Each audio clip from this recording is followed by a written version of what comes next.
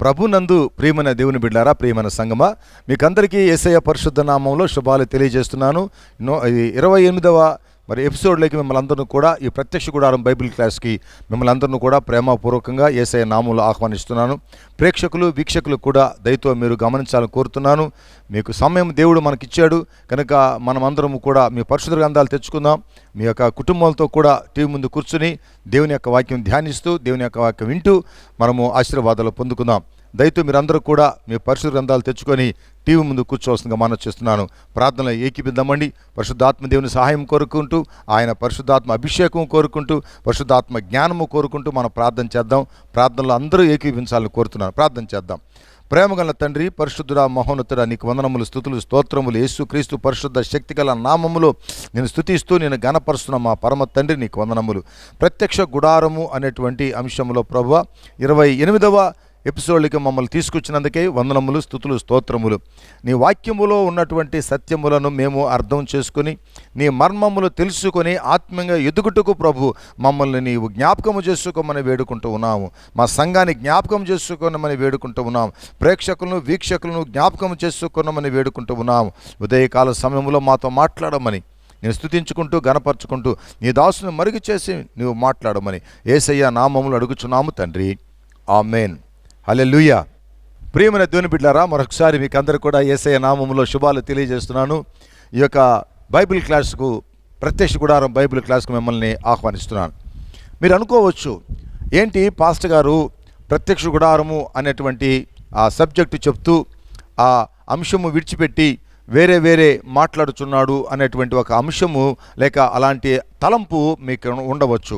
కానీ ప్రియమైన దేవుని బిడ్డలారా, దేవుని యొక్క ప్రణాళిక ఎలా ఉన్నదో వాటన్నిటినీ కొన్ని తెలుసుకోవాలని నేను తెలియజేస్తున్నాను. ఆ అంశములు తెలుసుకోవడం ద్వారా మనకు ఆశీర్వాదాలు కలుగుచున్నవి.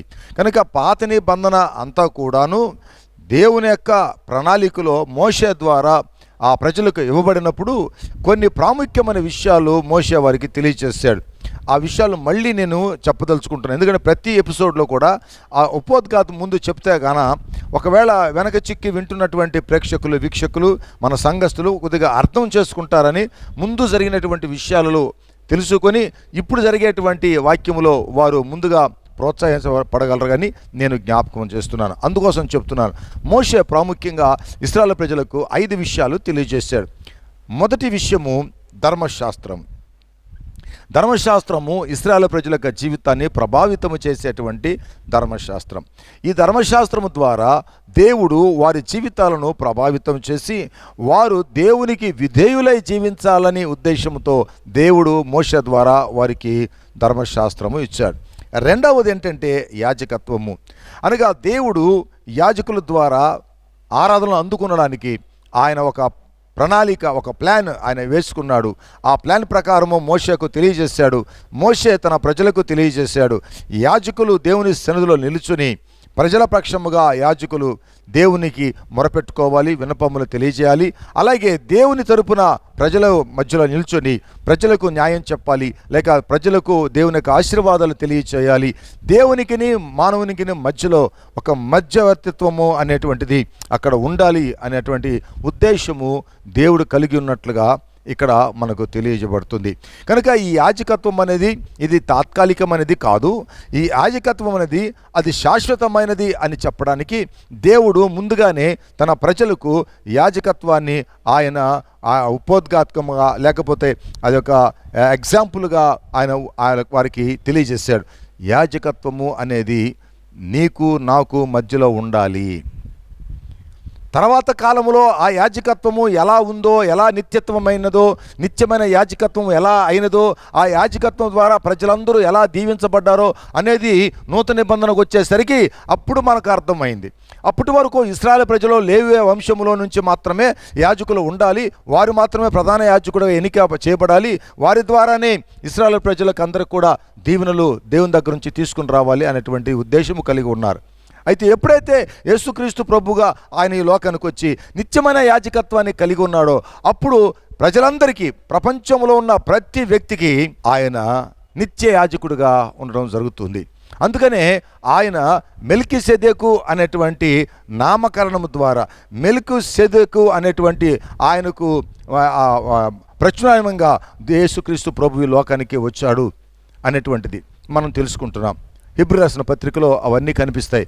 కనుక ప్రియమైన దేవుని బిడ్డలారా, యాజకత్వం అనేది ఇశ్రాయేలు ప్రజలకు చాలా ప్రాముఖ్యమైనది. ధర్మశాస్త్రం ఎంత ప్రాముఖ్యమో యాజకత్వం కూడా అంత ప్రాముఖ్యమైనది. మూడవది అంటే అర్పణలు. 5 అర్పణలు అక్కడ ఏర్పాటు చేయబడ్డాయి. ఈ 5 అర్పణలు కూడా యేసుక్రీస్తు ప్రభువును సూచిస్తూ ఉన్నాయి. ఈ 5 అర్పణలు దహన బలి, నైవేద్య బలి, సమాధాన బలి, పాప పరిహార్థ బలి, అపరాధ పరిహార్థ బలి.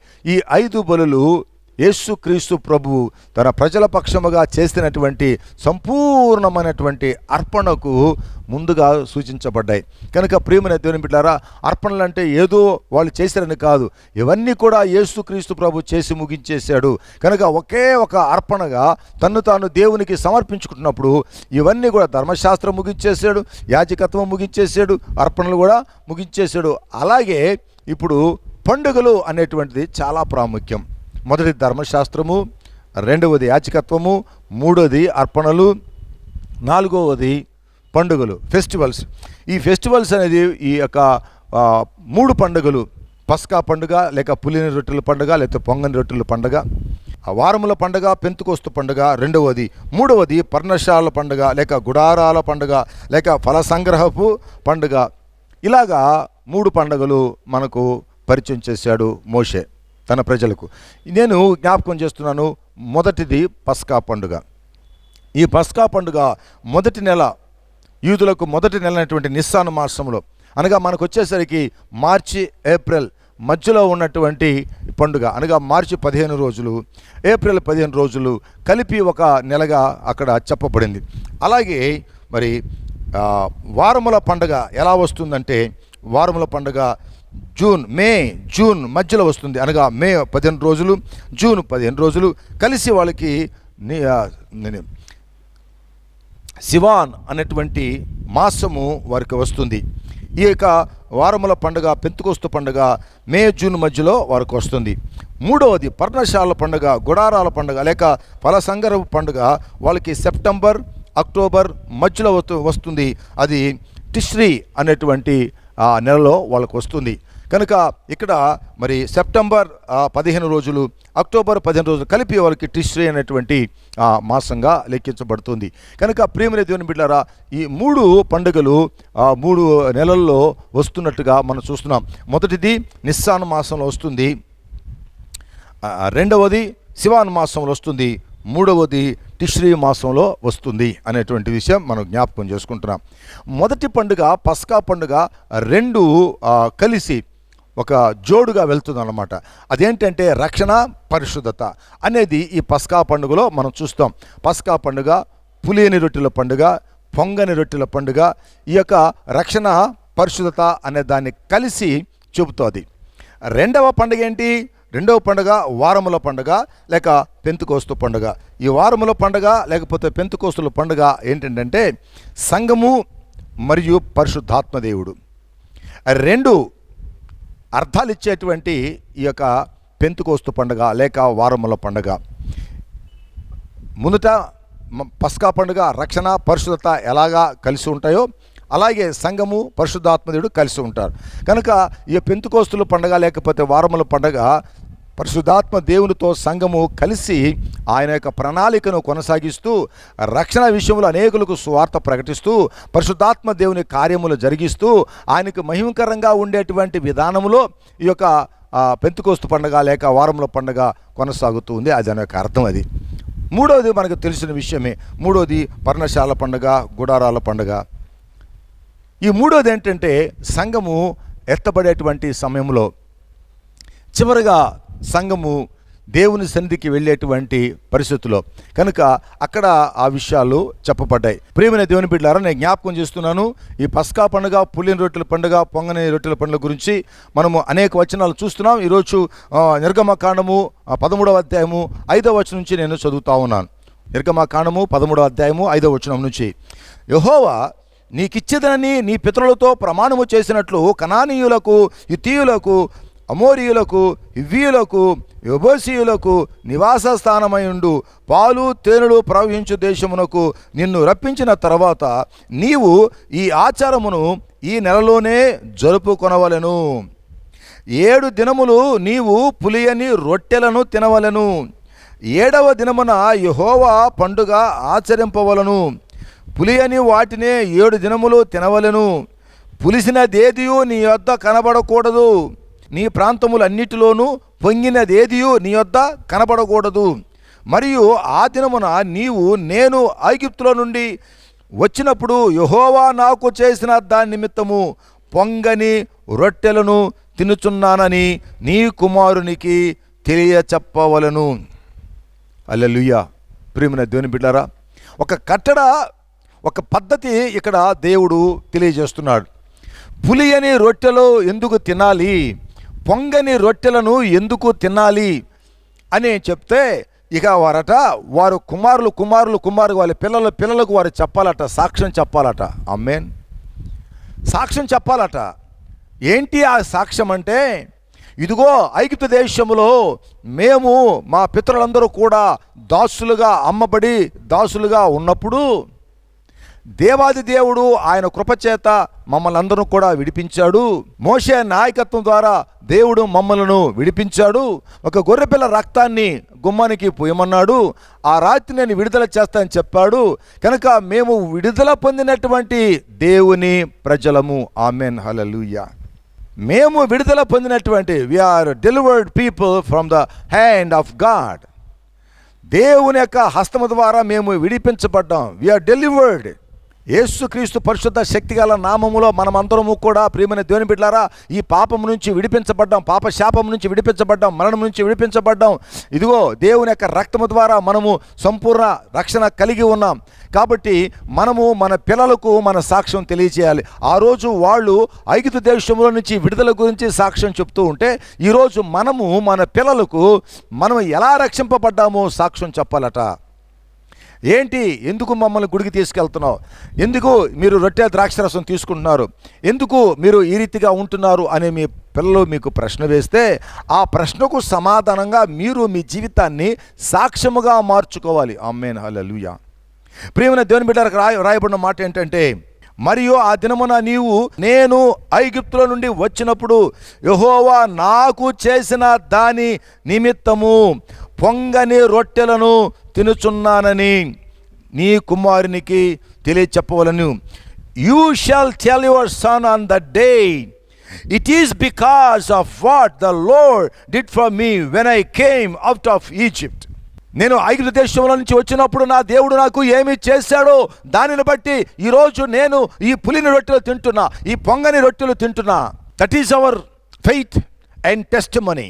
ఎందుకు నువ్వు క్రైస్తవుడిగా పిలువబడుచున్నావు, ఎందుకు నువ్వు విశ్వాసిగా పిలువబడుచున్నావు, ఎందుకు లోకస్తులు చేసినట్టుగా మీరు చేయట్లేదు, ఎందుకు లోకస్తులు చేసినట్టుగా పండగలు చేయట్లేదు, ఎందుకు లోకస్తులకు మాట్లాడినట్టుగా మీరు మాట్లాడలేదు, ఎందుకు లోకస్తులు నడిచినట్టుగా మీరు నడవకున్నారు అని మీ పిల్లలను అడిగితే అప్పుడు చెప్పాలి, ఎందుకంటే మా దేవుడు మా పాపములను క్షమించి పాపం జీవితంలో నుంచి మమ్మల్ని విడిపించాడు కనుక మా దేవునికి మేము ఈ పొంగని రొట్టెలు అనగా ఇదిగో ఈ పులుపు లేనటువంటి రొట్టెలు అనగా పాపము లేని జీవితము జీవిస్తూ ఉన్నాం.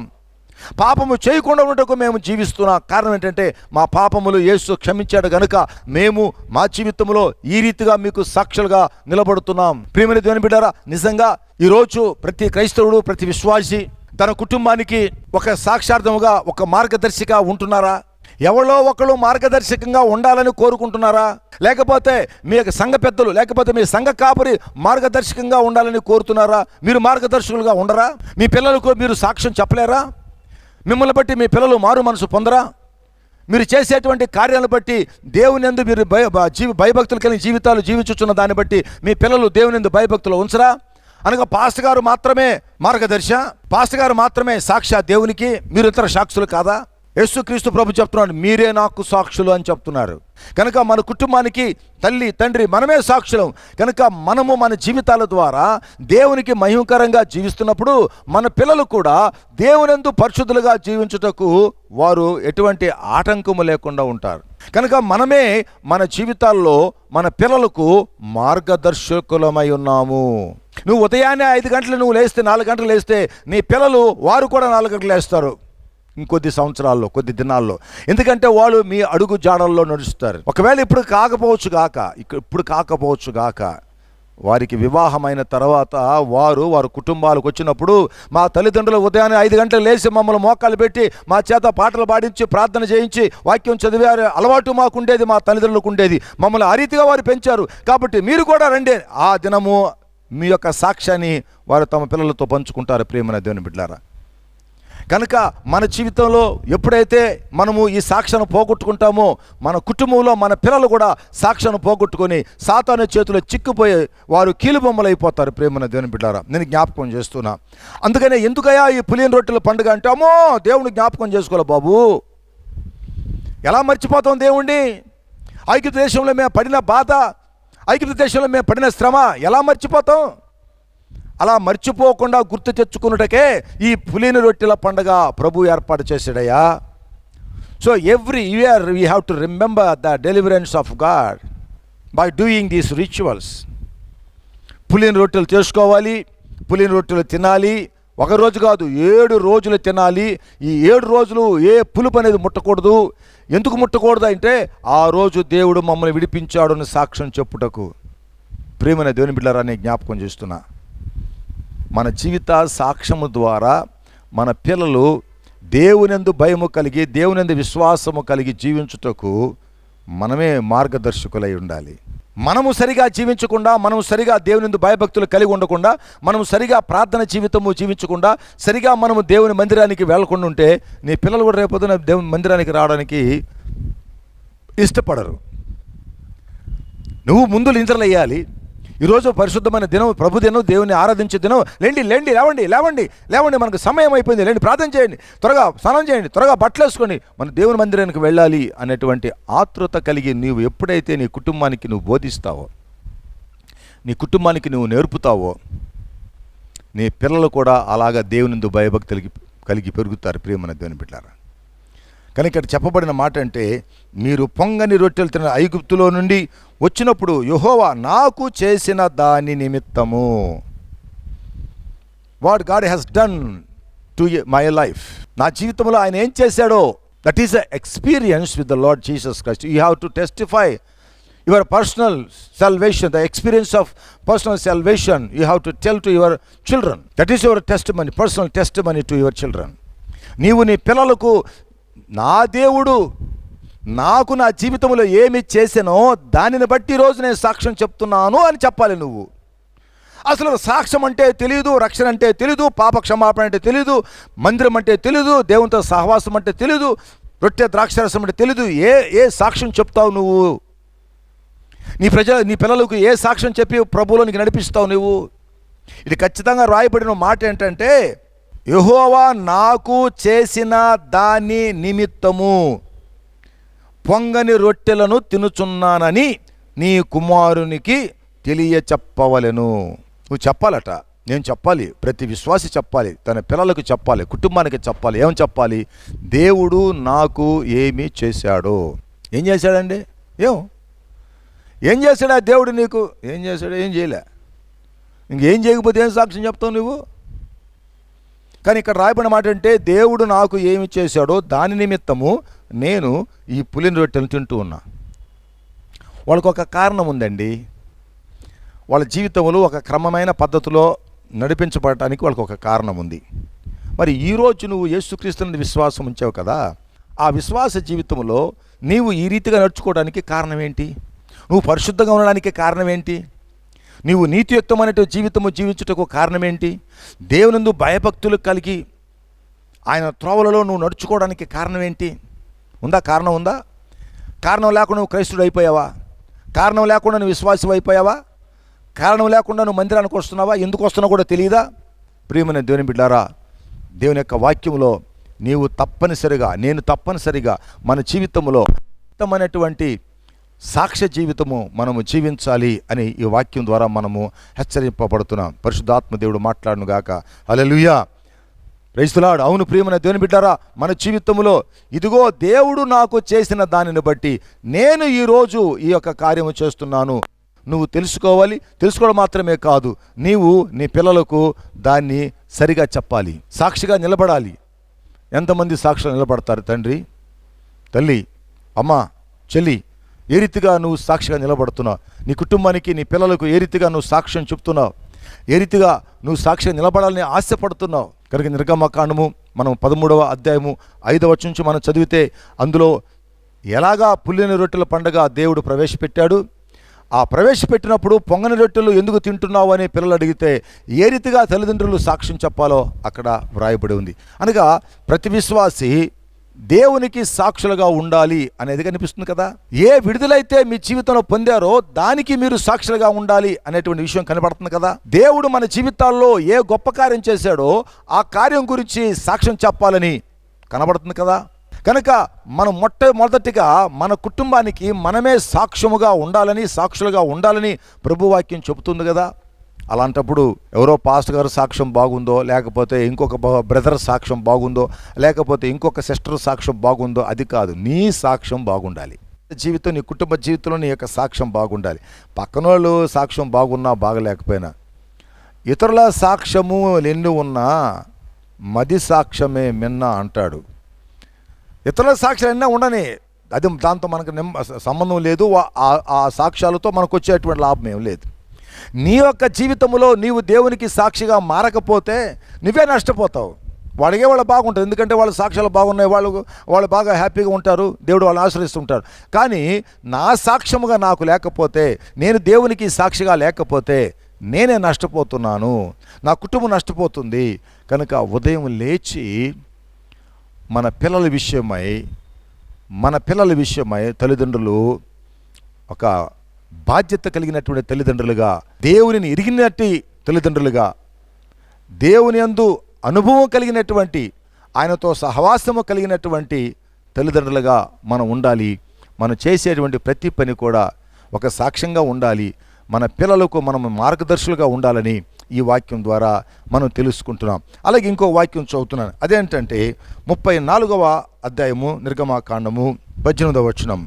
మీరు పొంగని వాటి పండుగ ఆచరింపవలను, నేను నీకు ఆజ్ఞాపించినట్లు అబీబు నెలలో నియామక కాలమందు 7 దినములు పొంగని వాటినే తినవలను. ఏలయనగా అబీబు నెలలో ఐగుప్తులో నుండి మీరు బయలుదేరి వచ్చితిరి. అబీబు నెలలో మీరు బయలుదేరి వెలుపటికి వచ్చారు కనుక, అనగా మీరు విడుదల పొంది ఉన్నారు కనుక, అనగా మీరు ఐగుప్తు దేశపు యొక్క దాసత్వంలో నుంచి మీరు విడిపించబడ్డారు కనుక, ఆమేన్, హల్లెలూయా. మీరు దేవుని ద్వారా ఒక విడుదల అనేటువంటి అనుభవాన్ని మీరు కలిగి ఉన్నారు కనుక, ఆ అనుభవ నిమిత్తము, ఆ అనుభవాన్ని జ్ఞాపకము చేసుకునే నిమిత్తము మీరు ఈ పొంగని రొట్టెల పండగను మీరు జరిగించాలి, ఆచరించాలి. నేను నీకు ఆజ్ఞాపించినట్లు, దిస్ ఈజ్ ఎన్ ఆర్డర్, ఇది ఒక ఆజ్ఞ. ఇటువంటి ఆజ్ఞ అదేంటంటే మీరు తప్పనిసరిగా నన్ను జ్ఞాపకం చేసుకోవాలి. నెంబర్ 1 ఏంటంటే, మొదటిది నన్ను జ్ఞాపకం చేసుకోవాలి, రెండవది జ్ఞాపకం చేసుకోవాలి. హల్లెలూయా, స్తోత్రం. నువ్వు దేవుని జ్ఞాపకం చేసుకోవాలి. దేవుడు ఏ రీతిగా మిమ్మల్ని విడిపించారో అది జ్ఞాపకం చేసుకోవాలి. మూడవది నెంబర్ 3 ఏంటో తెలుసా? నేను మీకు ఆజ్ఞాపించినట్లు ఏదైతే మీరు జరిగించాలో అది జరిగించినట్లు మీరు జ్ఞాపకం చేసుకోవాలి. ఆమేన్. First of all know your God. నీ దేవుడు ఎవరో నువ్వు తెలుసుకోవాలి ప్రియమైన దేవుని బిడ్డ. ఆయన ఎలాంటి వాడో, ఎలాగ నిన్ను విడిపించాడో, విడిపించడానికి ఆయన ఏం చేశాడో, ఎన్ని అద్భుతాలు చేశాడో, ఏ రీతిగా నిన్ను రక్షించాడో, ఏ రీతిగా నిన్ను విడుదల చేశాడో నీవు దేవునిని విశ్వసించాలి. నీ దేవుడు ఎలాగా ఆయన నీ యందు ప్రేమ కలిగిన వాడుగా ఉన్నాడో, ఏ రీతిగా ఆయన విడిపించాడో అది నీ దేవుని జ్ఞాపకం చేసుకోవాలి. ప్రియమైన దేవుని బిడ్డ, నేను ఒక ప్రశ్న వేస్తున్నా. ఒకవేళ మీరు తల్లిదండ్రులు క్రైస్తవులు అయిన తర్వాత మీరు క్రైస్తవులు అయ్యారా? లేక నిజముగా యేసుక్రీస్తునందు విశ్వాసం ఉంచి పాప క్షమాపణ కొరకు ఆయనందు విశ్వాసం ఉంచి పశ్చాత్తాపంతో మారు మనసుతో బాప్తిసం తీసుకొని మీరు క్రైస్తవులు అయ్యారా? దేవుని యందు విశ్వసించారా? విశ్వాసులు అయ్యారా? ప్రియమైన దేవుని బిడ్డారా, అలా కాకుండా మేము తరతరాలుగా మా తాతలు ముత్తాతలంతా క్రైస్తులు కాబట్టి మేము క్రైస్తులు అయ్యాము, లేదు మా నాన్న కాపరు కాబట్టి మేము క్రైస్తులు అయ్యాము, లేదు మా సంఘ పెద్దలు కాబట్టి మా వాళ్ళు అందరూ మేము క్రైస్తులు అయ్యాము అనేటువంటి పరిస్థితులు ఉంటే బీ కేర్ఫుల్. అది మనల్ని దేవుని దగ్గరికి తీసుకెళ్తాం. రక్షణ అనేది ఒక personal experience with lord Jesus Christ. రక్షణ అనేది యేసుక్రీస్తులో మనకున్నటువంటి ఆ యొక్క సహవాసాన్ని బట్టి నువ్వు సొంతంగా అనుభవించేటువంటి అనుభవం. కనుక అది లేకుండా ఎవరో చెప్పారు నేను బాప్తిసం తీసుకున్నాను, ఎవరో చెప్పారు నేను బాప్తిసం తీసుకుని ప్రభునందు విశ్వసించాను అని అనడం కాదు. కానీ నీ సొంతగా యేసు ఎవరో నీకు తెలుసా? Know your God personally. అది ఎంతో ప్రాముఖ్యమైన విషయాన్ని నేను జ్ఞాపకం చేస్తున్నా. కనుక నువ్వు పెళ్లి కోసం వచ్చావా, లేకపోతే చదువు కోసం వచ్చావా, బీఈడి కోసం వచ్చావా, ఎంబీబీఎస్ సీట్ల కోసం వచ్చావా, అది కాదు. దానివల్ల నీకు వచ్చే ప్రయోజనం లేదు. పైగా నిన్ను నువ్వు మోసపరుచుకుంటున్నావు. సంఘాన్ని మోసపరిచేది దేవుని మోసపరిచి పక్కన పెట్టండి. అసలు నిన్ను నువ్వు మోసపరుచుకుంటున్నావు. నువ్వెవరో నువ్వే తెలియకుండా బ్రతుకుతున్నావు ఒక క్రైస్తవుడుగా. ఇది ఎంత విచారమైన సంగతి, ఎంత విచారకరమైన సంగతి. నువ్వెవరో తెలుసుకోకుండా క్రైస్తవుగా బ్రతుకుతున్నావు అంటే ఎంత అవమానమైన సంగతి. ప్రియమైన దేవుని బిడ్డలారా, ఇప్పుడైనా మారు మనసు పొందండి, ఇప్పుడైనా పశ్చాత్తాపడండి, యేసుని సురక్షణగా అంగీకరించడానికి ప్రయత్నం చేయండి. నేను క్రైస్తవుని చెప్పడం పక్కన పెట్టండి, దానివల్ల మనకేం ప్రయోజనం లేదు. యేసు ఎవరో నాకు తెలుసు, యేసు నా రక్షకుడు, ఆయన నా కోసం రక్తం కార్చి చనిపోయి తిరిగి లేచాడు చెప్పగలిగినటువంటి అనుభవంలోనికి నువ్వు కానీ రాగలిగితే నిజంగా ఈరోజు నీకు ఆశీర్వాదమే. ప్రార్థన చేసుకుందాం. ప్రేమగల తండ్రి, పరిశుద్ధుడా, మహోన్నతుడా, నీకు వందనాలు, స్తుతులు, స్తోత్రాలు. ఉదయకాల సమయంలో ప్రభా సంఘానికి, ప్రేక్షకులకు, వీక్షకులకు నీవు అనుగ్రహించినటువంటి వర్తమానం బట్టి నీకు స్తుతులు, స్తోత్రము. నాయన మమ్మల్ని సాక్షులుగా ఉండమని చెప్పావు. మా పిల్లలు మమ్మల్ని ప్రశ్నించినప్పుడు అవును దేవుడు నా పాపాలు క్షమించాడు, నన్ను పరిశుద్ధపరిచాడు, నిత్య రక్షణ నాకు ఇచ్చాడు అని చెప్పడానికి ప్రభువా ఈ రక్షణ అనుభవాన్ని మేము కలిగి ఉండాలని చెప్పావు. నీకు వందనాలు. ఆ రీతిగా తండ్రి ప్రతి ఒక్క విశ్వాసి రక్షణ అనుభవము కలిగి ఉండుటకు, నీతో కూడా వ్యక్తిగతమైనటువంటి సహవాసము కలిగి ఉండుటకు, వ్యక్తిగతమైనటువంటి రక్షణ అనుభవం కలిగి ఉండుటకు ప్రతి క్రైస్తవుని, ప్రతి విశ్వాసిని దర్శించమని. ఒకవేళ పొరపాటున ప్రభు వారు ఏదో ఉద్దేశించి తెలిసో తెలియకో ఈ రకంగా ఉంటే ప్రభు వారితో మాట్లాడి నిజమైన పాప పశ్చాత్తాపములోనికి, మారు మనసు జీవిత అనుభవంలోనికి నీవు వారిని తీసుకురమ్మని పరిశుద్ధాత్మదేవ సహాయం చేయమని యేసయ్య నామములో అడుగుచున్నాము తండ్రి. ఆమేన్. మన పరమ తండ్రి దేవుని యొక్క ప్రేమ, ఆయన కృప, ఆయన సమాధానం మనకు, మన కుటుంబాలకు, పరిచర్యకు సదాకాలము తోడై కాపాడునుగాక. ఆమేన్. హల్లెలూయా. ప్రియమైన దేవుని బిడ్డలారా, దేవుని చిత్తమైతే 29వ ఎపిసోడ్లో మనం కలుసుకుందాం.